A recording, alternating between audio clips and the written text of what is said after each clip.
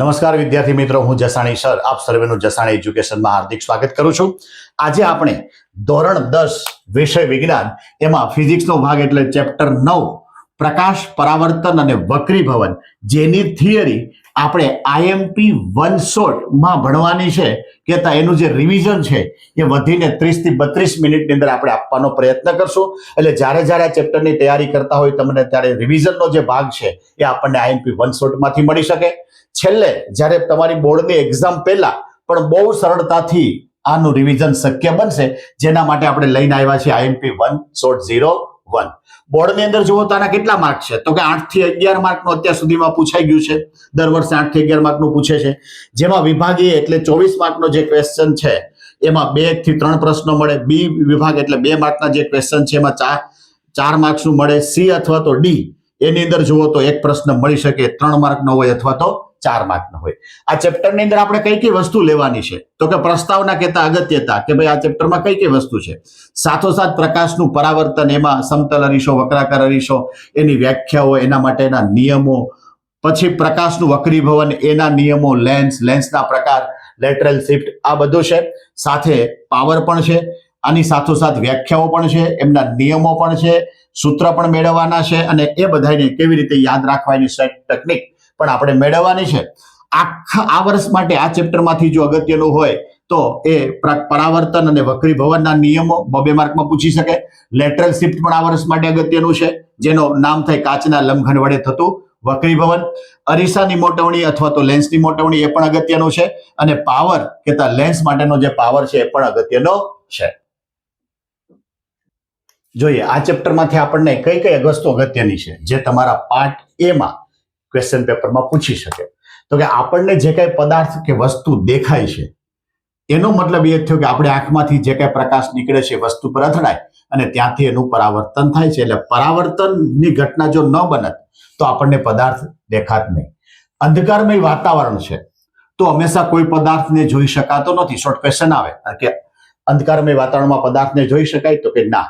કોઈ આરપાર પદાર્થ છે તો આરપાર પદાર્થમાંથી પ્રકાશ પસાર થઈ શકે છે, સીધો પ્રસાર થઈ જાય. પ્રકાશ સાથે સંકળાયેલી સામાન્ય અને અદ્ભુત ઘટનાઓ કઈ છે, તો કે સૌથી છે અગત્યનું એ મેઘધનુષ્ય અને એના રંગો આપણને જોવા ગમે છે. સાથોસાથ પ્રતિબિંબની ઘટનાઓ, જે કઈ પ્રતિબિંબ મળે છે તે. આના માટે તો તમે ઘણી વખત કોઈ એવા મ્યુઝિયમની અંદર ગયા હોય તો તમારું પ્રતિબિંબ નાનું મોટું લાંબુ ટૂંકાવું બધું મળે છે. અવકાશની અંદર તારાઓને જે ટમટમતા દેખાય છે એ પણ જોવાની મજા આવે છે. અને માધ્યમમાં પ્રકાશનું જે વિચલન થાય છે એ ઘટના પણ અગત્યની છે. આ સાથે ગોળી અરીસો છે, લેન્સ છે, જેમાં પરાવર્તન, વક્રીભવન અને ઉપયોગિતા, અને આ સાથોસાથ આ જીવનમાં શું ઉપયોગી છે એ પણ આપણે આ ચેપ્ટરમાં જોવાનું છે. એટલે એટલા વિભાગમાંથી કદાચ શોર્ટ ક્વેશ્ચન આપણને મળે. પહેલો જ ક્વેશ્ચન આપણા માટે અગત્યનો છે, પરાવર્તન એટલે શું, તેના નિયમો જણાવો. ઘણી બધી વાર આપણને પૂછાઈ ગયો છે બોર્ડમાં. તો કોઈ વસ્તુ કે પદાર્થ પર પ્રકાશને આપાત કરતા, આ ખાસ યાદ રાખજો, કોને આપાત કરવાનો? પ્રકાશને. તો પદાર્થની સપાટી પરથી અથવા તો સપાટીથી પ્રકાશ પાછો ફેંકાય તે ઘટનાને પ્રકાશનું પરાવર્તન કહેવામાં આવે છે.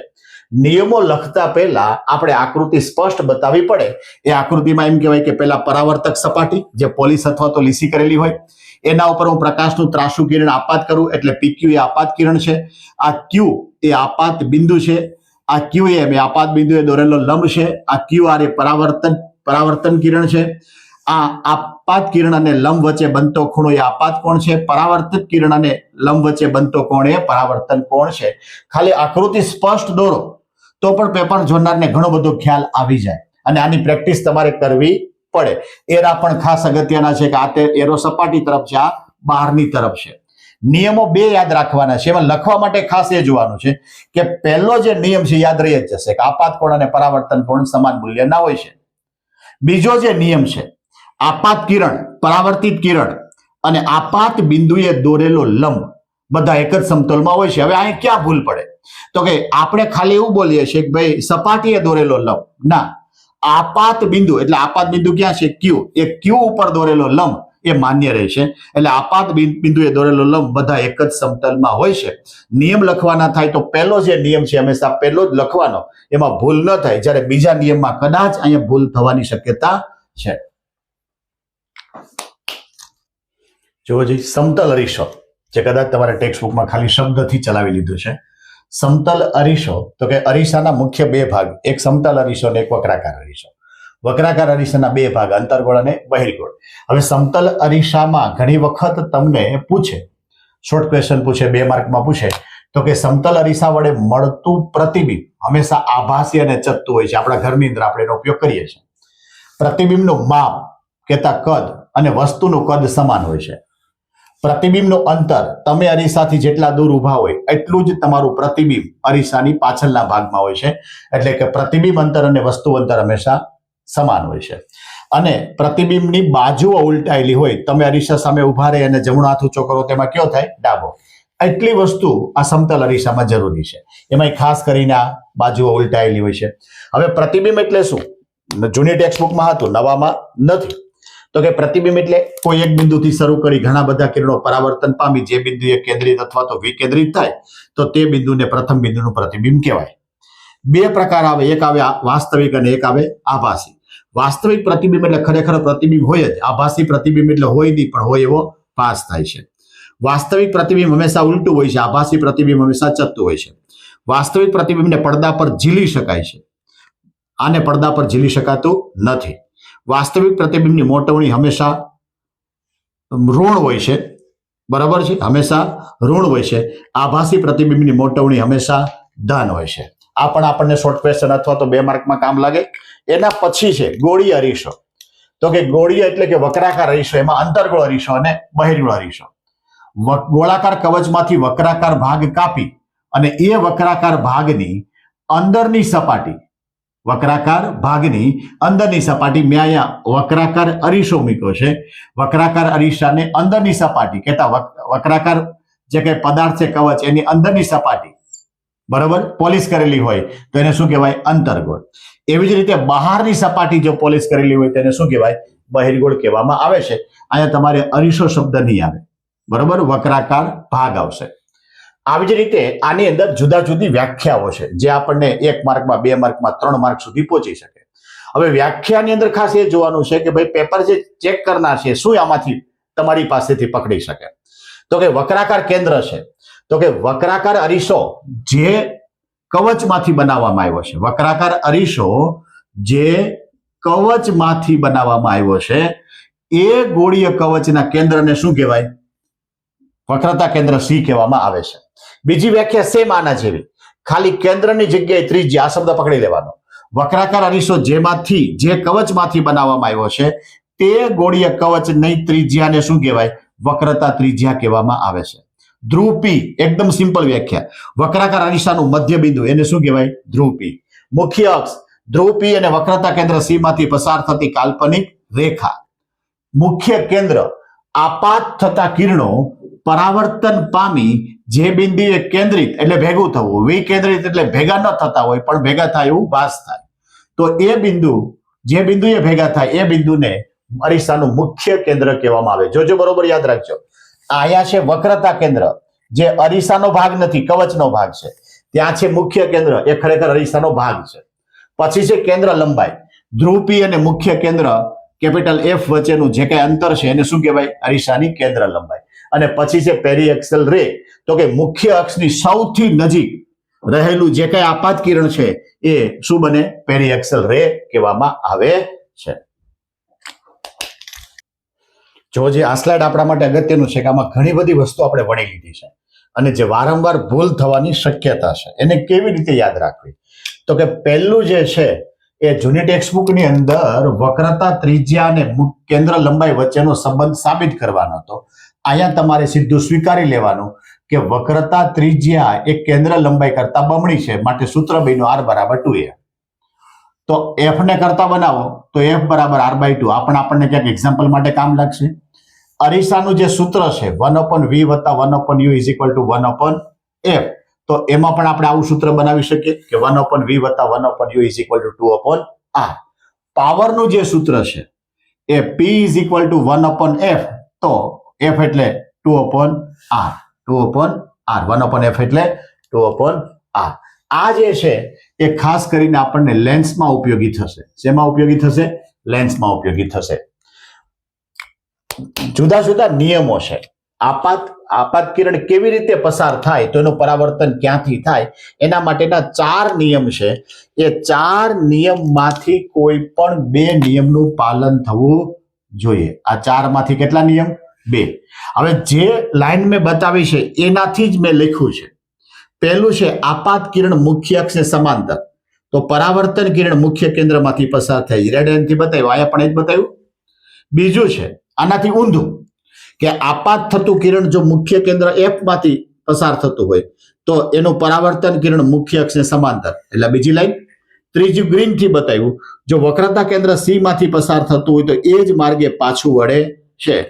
અને ચોથું આપણો નિયમ બીજો, આ પહેલો નિયમ, આપાત કોણ અને પરાવર્તન સરખા મૂલ્યના, જેટલા ખૂણેથી આપાત થાય એટલા જ ખૂણેથી પરાવર્તન થાય છે.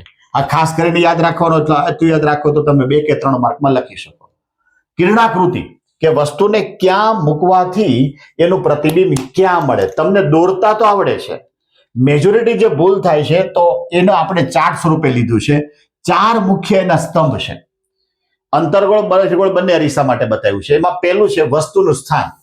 વસ્તુને તમે ક્યાં મૂકો છો એટલે વસ્તુનું સ્થાન, પછી આપવાનું છે પ્રતિબિંબનું સ્થાન, પછી આપવાનું છે પ્રતિબિંબનો પ્રકાર અને પ્રતિબિંબનું પરિમાણ. તમારે લખવા માટે આમ સિક્વન્સ જોવાની છે, આ બાજુ આકૃતિ દોરવાની છે.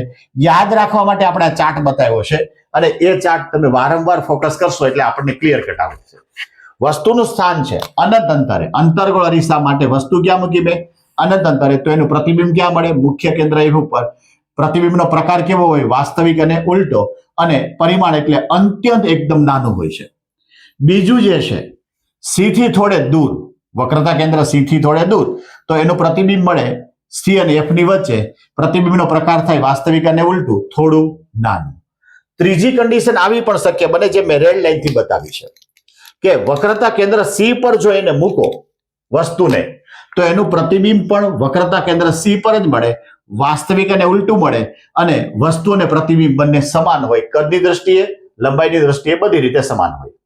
પછી બી વિભાગ અને ડી વિભાગ એકબીજાથી વિરોધમાં ગયા છે. અહીંયા પ્રતિબિંબ C અને F ની વચ્ચે મળે, અહીંયા મેં વસ્તુ અને C અને F ની વચ્ચે મૂક્યું છે, તો એનું પ્રતિબિંબ C થી થોડે દૂર ગયું. જો આ બે ક્રોસ છે, C થી થોડે દૂર ગયા. અહીંયા વાસ્તવિક અને ઉલટું, અહીંયા નાનું હતું તો અહીંયા વસ્તુ કરતા મોટું થયું. A અને F એ બે ક્રોસ થશે. જો જે અનંત અંતર અને F, તો F અને અનંત અંતરે, કે વસ્તુને મેં ક્યાં મૂકી? મુખ્ય કેન્દ્ર F ઉપર, તો એનું પ્રતિબિંબ ક્યાં જાય? અનંત અંતરે. કેવું મળે? વાસ્તવિક અને ઉલટું, વસ્તુ કરતા ઘણું જ મોટું. અહીંયા સુધીનો જે ભાગ છે એ અંતર્ગોળ અરીસાનો વાસ્તવિક અને ઉલટું છે, કે મુખ્ય કેન્દ્ર F ઉપર મૂકો તો એનું પ્રતિબિંબ વાસ્તવિક અને ઉલટું મળે. પછી જે હજી તમે અરીસાની નજીક લ્યો તો એના પછીનો ક્રમ આવ્યો, મુખ્ય કેન્દ્ર F અને P ની વચ્ચે, ધ્રુવ P ની વચ્ચે જો તમે મૂકો તો એનું પ્રતિબિંબ અરીસાના પાછળના ભાગમાં જાય. હવે અરીસાના પાછળના ભાગમાં જાય એટલે હંમેશા આભાસી અને ચત્તુ મળે, વસ્તુ કરતા મોટું મળે. એટલે 1, 2, 3, 4 અને 5 એ વાસ્તવિક અને ઉલટાના. આમાં છઠ્ઠું જે છે એ આભાસી અને ચત્તુ. આ જ રીતે બહિર્ગોળ અરીસા માટે જુઓ જી, અનંત અંતરે મૂકો બરોબર, તો એનું પ્રતિબિંબ અરીસાની પાછળના ભાગમાં જાય, આભાસી અને ચત્તુ, વસ્તુ કરતા નાનું. એના પછી સીધું અરીસાથી થોડે દૂર, કારણ કે વચ્ચે બીજા કોઈ સ્ટેપ છે નહીં, તો એનું પ્રતિબિંબ અરીસાની પાછળ, ધ્રુવ અને મુખ્ય કેન્દ્ર F ની વચ્ચે, આભાસી અને ચત્તુ, વસ્તુ કરતા ઘણું નાનું. આ ખાલી ચાર્ટ યાદ રાખી લો તો તમને 2 માર્કનો ક્વેશ્ચન મળે, અથવા તો આમાંથી શોર્ટ ક્વેશ્ચન મળે. બાકી આપણને કિરણાકૃતિ તો દોરતા આવડે છે. જોજે આ વિદ્યાર્થી મિત્ર, આ વિભાગ પણ અરીસો, બહિર્ગોળ અરીસો, સંજ્ઞા પદ્ધતિ, મોટવણી અને અરીસાનું સૂત્ર. અંતર્ગોળ અરીસાના ઉપયોગો જણાવો, અથવા તો શોર્ટ ક્વેશ્ચન માટે પૂછે તો ટોર્ચ, સર્ચલાઇટ, વાહનોની હેડલાઇટ, આ બધામાં અંતર્ગોળ અરીસો વપરાય.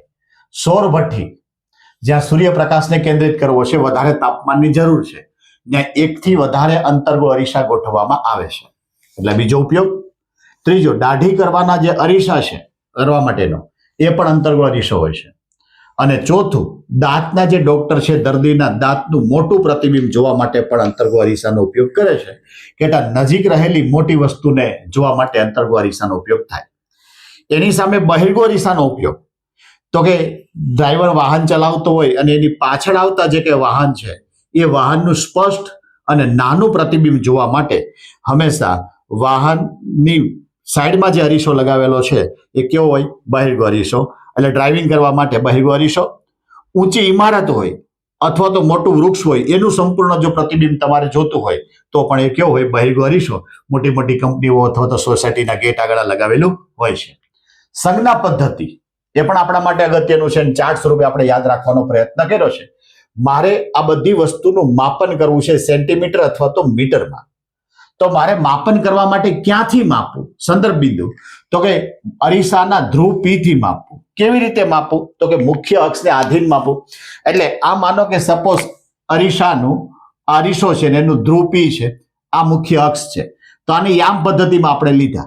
યામ પદ્ધતિમાં આ પહેલું ચરણ પ્લસ, આ માઇનસ, માઇનસ અને આ પણ માઇનસ. આવી રીતે શક્ય બને કે આ બાજુનું ધન, આ બાજુનું ઋણ, ઉપરનું ધન, નીચેનું ઋણ.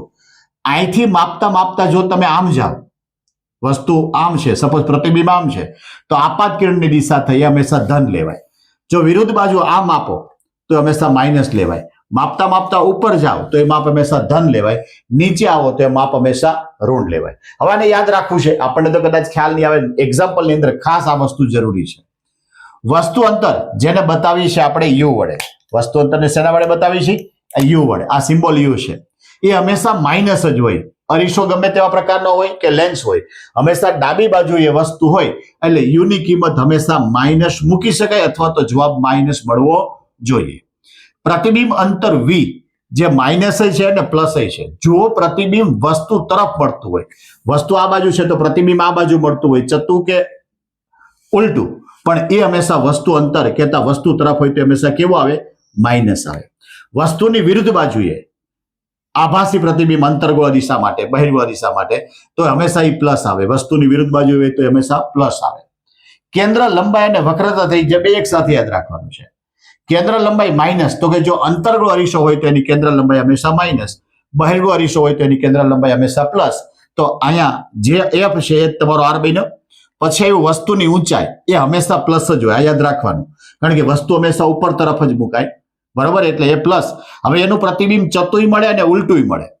જો આભાસી હોય તો એ ચતું મળે તો એ પ્લસ થયું, વાસ્તવિક હોય તો હંમેશા ઉલટું મળે તો એ માઇનસ થયું. એટલે આ જે વિભાગ છે એ ખાસ કરીને આપણને એક્ઝામ્પલમાં કામ લાગશે. એના પછી 2 માર્કનો ક્વેશ્ચન છે અરીસાની મોટવણી. હવે અહીંયા ખાસ વાંચવાનું છે. લેન્સની પણ મોટવણી છે અને અરીસાની પણ મોટવણી છે. તો મોટવણી છે શું? તો કે પ્રતિબિંબ અને વસ્તુનું સાપેક્ષ માપન છે. કેતા વિવર્ધિત કેટલું થયું કેટલું ન થયું એ માપન આપે. વ્યાખ્યામાં શું લખી શકાય? તો કે પ્રતિબિંબની ઊંચાઈ અને વસ્તુની ઊંચાઈના ગુણોત્તરને અરીસાની મોટવણી કહેવાય. અંશમાં પ્રતિબિંબ આવે, છેદમાં વસ્તુની ઊંચાઈ આવે, મોટવણી. મોટવણી એટલે એનો સિમ્બોલ થાય એમ. પ્રતિબિંબની ઊંચાઈ એટલે h ડેશ, વસ્તુની ઊંચાઈ એટલે h. એટલે પહેલું જે સૂત્ર મળ્યું m બરાબર h ડેશ અપોન h. બીજું જે સમીકરણ છે એ પણ આપણે પેલા જૂના ટેક્સ્ટબુક ની અંદર મેળવેલું તો અત્યારે સ્વીકારેલું છે. m બરાબર -v અપોન u. v એટલે પ્રતિબિંબ અંતર, u એટલે વસ્તુ અંતર. મોટવણીની કિંમત જો માઇનસ મળે તો એ વાસ્તવિક હોય, મોટવણીની કિંમત જો પ્લસ મળે તો એ પ્રતિબિંબ આભાસી હોય. એટલે એટલું 2 માર્કનું લખવાનું આવે. પછી એવું અરીસાનું સૂત્ર 1 માર્કમાં પૂછી શકે, સ્વીકારેલું છે, જૂનામાં સાબિત કર્યું હતું. 1/u વત્તા 1/v is equal to 1/f અથવા 1/v વત્તા 1/u is equal to 2/r. મેં અહીંયા f ની કિંમત મૂકેલી છે અને આના પરથી મોટવણીનું સૂત્ર મૂકવાથી ઘણા બધી પ્રકારના સૂત્ર બની શકે, પણ એ આપણને એક્ઝામ્પલ માટે કામ લાગી શકે. એટલું ખાલી રિવિઝન કરો તો ઘણો બધો આ ચેપ્ટરનો ભાગ આવી ગયો. જોજી, ત્રીજો વિભાગ આ ચેપ્ટરનો, પ્રકાશનું વક્રીભવન. પરાવર્તન માટે એક જ માધ્યમની જરૂર હતી, અહીં ફરજિયાત 2 માધ્યમ જોઈએ. 2 માધ્યમને જુદી પાડતી સપાટી. તો કે પ્રકાશનું ત્રાસુ કિરણ એક માધ્યમમાંથી બીજા માધ્યમમાં ગતિ કરતું પ્રવેશે ત્યારે 2 માધ્યમોને જુદી પાડતી સપાટી આગળથી તે મૂળ દિશાથી વિચલિત થાય તો તે ઘટનાને પ્રકાશનું વક્રીભવન કહેવાય. વ્યાખ્યા બહુ એકદમ ઈઝી છે. શબ્દ યાદ રાખવાનો, માધ્યમ એકમાંથી બીજા માધ્યમમાં પ્રવેશે ત્યારે જુદી પાડતી સપાટી આગળથી તે મૂળ દિશાથી વિચલિત થાય તો તે ઘટનાને વક્રીભવન કહેવાય. સરસ રીતે આકૃતિ દોરવાની. માધ્યમ 1, માધ્યમ 2, જુદી પાડતી સપાટી, આ પ્રકાશનું ત્રાસુ કિરણ PQ આ ક્યુ એ આપાત બિંદુ, આ એમ એને આપાત બિંદુએ દોરેલો લંબ, આ એનો મૂળ દિશા છે ડોટેડ લાઈનથી બતાવી. એનાથી વિચલિત એટલે મેં આમ અંદરની સાઈડ બતાવી, ઉપર પણ બતાવી શકાય. ટૂંકમાં મૂળ દિશા સિવાય કોઈ પણ દિશામાં જવું જોઈએ. એટલે આ આપાત કિરણ, આ ક્યુ આર એ વક્રીભૂત કિરણ છે, આપાત બિંદુ દોરેલો લંબ છે, માધ્યમ 1 છે, માધ્યમ 2 છે. બરોબર છે. હવે એના પછી છે જેવી રીતે પરાવર્તનના નિયમો હતા એવી રીતે છે વક્રીભવનના નિયમ. તો પરાવર્તનનો બીજો જે નિયમ હતો એ જ વક્રીભવનનો પહેલો નિયમ છે. આપાત કિરણ, વક્રીભૂત કિરણ અને આપાત બિંદુએ દોરેલો લંબ બધા એક જ સમતલમાં હોય છે. પરાવર્તનમાં પરાવર્તિત કિરણ ખાલી શબ્દ આવતો હતો, ખાલી એક શબ્દ ફેર્યો. બીજો જે નિયમ છે કે આપાત કોણનો સાઇન એટલે સાઇન થીટા અને વક્રીભૂત કોણનો સાઇન એટલે સાઇન થીટા 2, આનો ગુણોત્તર હંમેશા અચળ હોય છે. એટલે મેં સૂત્ર લખાયું સાઇન થીટા 1/સાઇન થીટા 2 અચળ. આને સ્નેલનો નિયમ કહેવાય. હવે આના પરથી મારે વક્રીભવનાંકમાં જવું છે. જો આ બીજો નિયમ અચળ, જો આપાત કોણનો સાઇન અને વક્રીભૂત કોણના સાઇનનો ગુણોત્તર અચળ, તો તેને માધ્યમ 1 ની સાપેક્ષ માધ્યમ 2 નો વક્રીભવનાંક કહેવામાં આવે છે. આને વચાય eta. Eta 2 1 sine theta 1/સાઇન theta 2. અંશની અંદર હંમેશા સાપેક્ષ માધ્યમ એટલે જ્યાંથી કિરણ આવે છે તે. સાઇન થીટા 2 એટલે મૂળ માધ્યમ એટલે જ્યાં જાય છે તે. અહીંયા ઈટાની બાજુનો જે આંકડો છે મૂળ માધ્યમ, આ સાપેક્ષ માધ્યમ. આને વચાય 2 1, આનું ગુજરાતી થાય માધ્યમ 1 ની સાપેક્ષ માધ્યમ 2 નો વક્રીભવનાંક. દાખલા તરીકે હું આમ લખું ઈટા 1 2, તો માધ્યમ 2 ની સાપેક્ષ માધ્યમ 1 નો વક્રીભવનાંક. બરોબર. જો સાપેક્ષ માધ્યમમાં વેગ v1 હોય અને મૂળ માધ્યમમાં વેગ v2 હોય, એટલે v1 વેગથી આવે છે અને જાય છે ત્યારે v2 વેગ, તો ઈટા 2 1 v1/v2. જો ઈટા 1 2 લખો તો v2/v1. આને વચાય માધ્યમ 1 ની સાપેક્ષ માધ્યમ 2 નો વક્રીભવનાંક, આને વચાય 2 ની સાપેક્ષ 1 નો વક્રીભવનાંક. જો સાપેક્ષ માધ્યમ હવા કે શૂન્ય અવકાશ હોય, એટલે કે એ પ્રકાશનું ત્રાસુ કિરણ હવા કે શૂન્ય અવકાશમાંથી કોઈ માધ્યમમાં આવતું હોય, તો એ વક્રીભવનાંકને નિરપેક્ષ વક્રીભવનાંક કહેવાય. હવે સાપેક્ષ માધ્યમ હવા કે શૂન્ય અવકાશ, એમાં પ્રકાશનો વેગ c અચળ છે, માધ્યમમાં બદલે છે, તો ઈટા 1 c/v1, ઈટા 2 c/v2. આના પરથી સ્નેલનું વ્યાપક સ્વરૂપ ઘણી બધી વાર પૂછ્યું છે કે eta 1 sine theta 1 eta 2 sine theta 2, અથવા ઈટા 1 થીટા 1 ઈટા 2 થીટા 2. જેનું માધ્યમ એનો ખૂણો, પહેલો માધ્યમ હોય તો એનો અંદર આવતો ખૂણો, બીજું માધ્યમ હોય તો એનો અંદર આવતો ખૂણો. જોજી, લેન્સ, ગોળીય લેન્સ. બે ગોળાકાર કવચના સંયોજનથી લેન્સની રચના થાય. એમાં પહેલો જે છે એ છે બહિર્ગોળ લેન્સ, જેનું બીજું નામ પડ્યું અપસારી, જે હંમેશા કિરણોને કેન્દ્રિત કરે એટલે ભેગા કરે. હવે બહિર્ગોળ લેન્સ કહેવાય કોને? તો કે એની વક્રાકાર જે કઈ સપાટી હોય બંને બહારની તરફ હોય, એટલે રચનાની દ્રષ્ટિએ જુઓ તો આવી આમ થાય બહારની તરફ. અંતર્ગોળ લેન્સ, જેનું નામ થયું અભિસારી, કહેતા વિકેન્દ્રિત કરે, છૂટા પાડે. તો વક્રાકાર સપાટી એ અંદરની તરફ હોય એટલે આવી રીતે આમ હોય, આમ હોય. બે વક્રાકાર સપાટી અંદરની બાજુ, પહેલામાં બહારની બાજુ. નામ યાદ રાખવાનું, અપસારી એટલે બહિર્ગોળ, અભિસારી એટલે અંતર્ગોળ. હવે આમાં જેવી રીતે અરીસામાં વ્યાખ્યાઓ હતી એવી રીતે આમાં પણ વ્યાખ્યા છે. વક્રતા કેન્દ્ર, વક્રતા ત્રિજ્યા. તો અહીંયા આવે લેન્સ જે ગોળાકાર કવચમાંથી બનાવવામાં આવ્યા છે એ ગોળાકાર કવચના કેન્દ્રને વક્રતા કેન્દ્ર કહેવામાં આવે. આમાં વક્રતા કેન્દ્ર 2 હોય કારણ કે કવચ 2 છે, C1 અને C2. વક્રતા ત્રિજ્યા, લેન્સ જે ગોળાકાર કવચમાંથી બનાવવામાં આવ્યા છે એ ગોળાકાર કવચની ત્રિજ્યાઓને વક્રતા ત્રિજ્યા કહેવાય, જે R1 અને R2 છે. ઓપ્ટિકલ સેન્ટર કહેતા પ્રકાશીય કેન્દ્ર, લેન્સના મધ્ય બિંદુને પ્રકાશીય કેન્દ્ર O કહેવામાં આવે છે. મુખ્ય અક્ષ, ઓપ્ટિકલ સેન્ટર O અને વક્રતા કેન્દ્ર C માંથી પસાર થતી કાલ્પનિક રેખા એટલે મુખ્ય અક્ષ. મુખ્ય કેન્દ્ર, આપાત થતા કિરણો, મુખ્ય અક્ષને સમાંતર આપાત થતા કિરણો વક્રીભવન પામી જે બિંદુએ કેન્દ્રિત અથવા વિકેન્દ્રિત થાય તો તે બિંદુને અરીસાનું મુખ્ય કેન્દ્ર, લેન્સનું મુખ્ય કેન્દ્ર કેપિટલ F કહેવામાં આવે છે.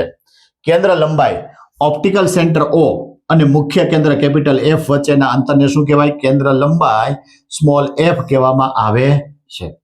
એટલે અરીસાની વ્યાખ્યાઓ યાદ રહી તો લેન્સની ઓટોમેટિક આવડશે. એના પછી છે આપાત કિરણને પસાર થવા માટે કેવા કેવા નિયમ છે. પેલા અરીસામાં પણ હતા, આવી રીતે લેન્સમાં. જોજી આમાં જે લાઈન બતાવી રેડથી એનું લખાણ પણ રેડથી લખ્યું કે આપાત કિરણ મુખ્ય અક્ષને સમાંતર તો મુખ્ય કેન્દ્રમાંથી પસાર થાય. આ મુખ્ય અક્ષને સમાંતર તો મુખ્ય કેન્દ્રમાંથી પસાર થાય. બીજું એના કરતા વિરુદ્ધમાં, જો આપાત કિરણ મુખ્ય કેન્દ્રમાંથી તો મુખ્ય અક્ષને સમાંતર, મુખ્ય કેન્દ્રમાંથી પસાર થાય તો મુખ્ય અક્ષને સમાંતર વક્રીભૂત કિરણ પસાર થાય. અને ત્રીજું ઓપ્ટિકલ સેન્ટર O માંથી પસાર થાય તો એ જ માર્ગે આગળ વધે છે. એટલે કે આપાત કિરણ એ પણ ઓપ્ટિકલ સેન્ટરમાંથી અને વક્રીભૂત કિરણ પણ ઓપ્ટિકલ સેન્ટરમાંથી. આવી રીતે એ 3 માંથી 2 નિયમનું પાલન થવું જોઈએ. જોજે અરીસામાં જેવી રીતે હતું કે વસ્તુનું સ્થાન ક્યાં હોય તો પ્રતિબિંબ ક્યાં મળે એની કિરણાકૃતિ, એવી જ રીતે લેન્સ માટે પણ કિરણાકૃતિ છે. તો પહેલાની જેમ જ આપણે કોષ્ટક બનાવ્યું છે. વસ્તુનું સ્થાન, પ્રતિબિંબનું સ્થાન, પ્રતિબિંબનો પ્રકાર અને પ્રતિબિંબનું પરિમાણ. પહેલો જે ભાગ છે એ બહિર્ગોળ માટે, ઓલામાં અંતર્ગોળ માટે હતો, અહીં બહિર્ગોળ માટે. અને બીજા જે 2 છે એ હંમેશા અંતર્ગોળ માટે છે. તો વસ્તુને ક્યાં મૂકો છો તો કે અનંત અંતરે. તો ક્યાં એનું પ્રતિબિંબ મળે? મુખ્ય કેન્દ્ર F ઉપર, પણ વસ્તુની વિરુદ્ધ બાજુએ. પેલી બાજુ વાસ્તવિક અને ઉલટું અને અત્યંત નાનું. બીજું છે C થી થોડે દૂર, તો C અને F ની વચ્ચે, પરંતુ વસ્તુની વિરુદ્ધ બાજુએ. વાસ્તવિક અને ઉલટું થોડું નાનું.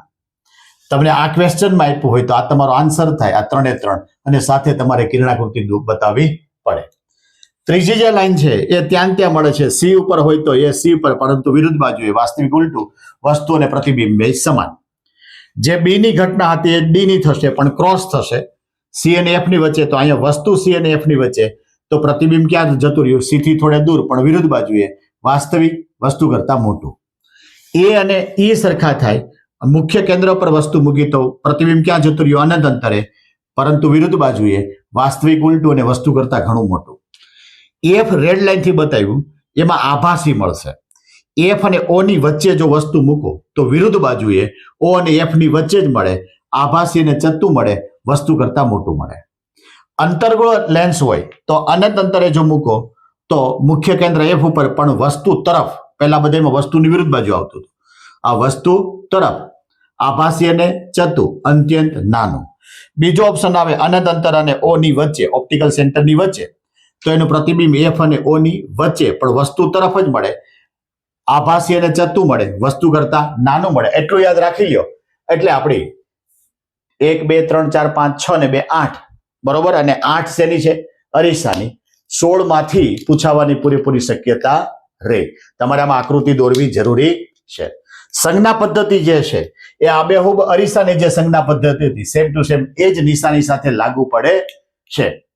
પછી આવ્યું લેન્સનું સૂત્ર. ઓલામાં અરીસાનું સૂત્ર હતું, અહીંયા આવ્યું લેન્સનું સૂત્ર. 1/v - 1/u = 1/f. અરીસામાં અહીંયા પ્લસ હતું, અહીંયા શું છે? માઇનસ છે. આ સૂત્ર જૂની ટેક્સ્ટબુકમાં, જૂના સિલેબસની અંદર સાબિત કરવાનો હતો. અહીંયા તમારે સ્વીકારી લીધું છે. નાના પરથી ઘણા બધા એક્ઝામ્પલ ગણવાના થાય છે. આ ચેપ્ટરનો છેલ્લો ટોપિક એટલે કે ગોળીય લેન્સની મોટવણી અને પાવર. મોટવણી એટલે અરીસામાં જેવી રીતે મોટવણીનું સૂત્ર હતું કે મોટવણી એટલે પ્રતિબિંબ અને વસ્તુની સાપેક્ષ માપન. વ્યાખ્યા આવી થાય કે પ્રતિબિંબની ઊંચાઈ અને વસ્તુની ઊંચાઈના ગુણોત્તરને લેન્સની મોટવણી કહેવામાં આવે છે. માટે લેન્સની મોટવણી બરાબર પ્રતિબિંબની ઊંચાઈના છેદમાં વસ્તુની ઊંચાઈ. પ્રતિબિંબની ઊંચાઈ h ડેશ, વસ્તુની ઊંચાઈ h, માટે સૂત્ર બન્યું m = h'/h, અથવા v/u પ્રતિબિંબ અંતર છેદમાં વસ્તુ અંતર. જો મોટવણી ઋણ મળે તો એ પ્રતિબિંબ કેવું હોય? વાસ્તવિક. અથવા ઊંધું વિચારો, જો વાસ્તવિક પ્રતિબિંબ હોય તો મોટવણી કેવી મળે? ઋણ. જો મોટવણી પ્લસ હોય તો એ પ્રતિબિંબ આભાસી હોય, કે આભાસી પ્રતિબિંબ મળતું હોય તો એની મોટવણી પ્લસ હોય. 2 માર્કની અંદર એટલું લખવું પડે. એના પછી લેન્સનો પાવર. તો કે લેન્સની કેન્દ્ર લંબાઈના વ્યસ્તને લેન્સનો પાવર કહેવામાં આવે છે. અહીં ઘણી વખત વિદ્યાર્થી ભૂલ કરે કે લેન્સની જગ્યાએ અરીસો, તો કે અરીસામાં પાવર આવતો નથી. તો પાવર બરાબર 1/ કેન્દ્ર લંબાઈ, માટે પાવરને p વડે, કેન્દ્ર લંબાઈને f વડે, માટે p બરાબર 1/f, તો f બરાબર 1/p. પાવરનો એસઆઈ એકમ જે છે એ ડાયોપ્ટર છે અથવા મીટર ઇન્વર્સ છે. બહિર્ગોળ લેન્સ જો લ્યો તો એનો f કેવો? ધન, તો પાવર ધન, કેતા કેન્દ્ર લંબાઈ પ્લસ તો પાવર પ્લસ. અંતર્ગોળ જે લેન્સ લ્યો તો કેન્દ્ર લંબાઈ માઇનસ તો પાવર માઇનસ. એકાદો એક્ઝામ્પલ આપી દેવાનો કે જો પાવર કોઈ પણ લેન્સનો 0.2 ડાયોપ્ટર હોય તો કેન્દ્ર લંબાઈ કેટલી થાય? માટે સૂત્ર મૂકો P બરાબર 1/f, તો F બરાબર 1/P. P ની કિંમત કેટલી મૂકી? 0.2, તો જવાબ કેટલો આવ્યો? 5 મીટર. 5 મીટર. આની સાથોસાથ ઘણી વખત મોટવણીમાં આવું પણ ક્યાંક કામ લાગશે. તમને પૂછે કે મોટવણી બરાબર પ્રતિબિંબના છેદમાં વસ્તુ. હવે ઊંચાઈ લ્યો તો પ્રતિબિંબની ઊંચાઈ છેદમાં વસ્તુની ઊંચાઈ. ક્ષેત્રફળ લ્યો તો પ્રતિબિંબનું ક્ષેત્રફળ છેદમાં વસ્તુનું ક્ષેત્રફળ. કદ લ્યો તો પ્રતિબિંબનું કદ એટલે v' છેદમાં વસ્તુનું કદ. ખૂણો લ્યો આંતરેલો તો પ્રતિબિંબ દ્વારા આંતરેલો ખૂણો છેદમાં વસ્તુ દ્વારા આંતરેલો ખૂણો. ક્લિયર? અહીંયા સુધી ચેપ્ટરના દરેકે દરેક ટોપિક આપણે પૂર્ણ કર્યા છે અને એકો એક ટોપિકને આપણે એવી રીતે સમજાવ્યા છે કે એક તો સરળ ભાષા, પરંતુ તમે લખો તમારો માર્ક એક્ઝામિનર કોઈ કાપી શકે નહીં એ ભાષાની અંદર આપણને આપવાનો પ્રયત્ન કર્યો છે. છતાં સમજતા પહેલા અથવા તો સમજ્યા પછી જો તમને આમાં કોઈ મુશ્કેલી પડે અથવા કોઈ પ્રશ્ન થાય તો જરૂરથી કોમેન્ટ દ્વારા જણાવજો. વધારેમાં વધારે વિદ્યાર્થી લાભ લઈ શકે તે માટે અમારી જે આ ચેનલ છે એ ચેનલને તમે શેર કરો, લાઈક કરો અને સબસ્ક્રાઇબ કરવાનું તો ભૂલતા નહીં.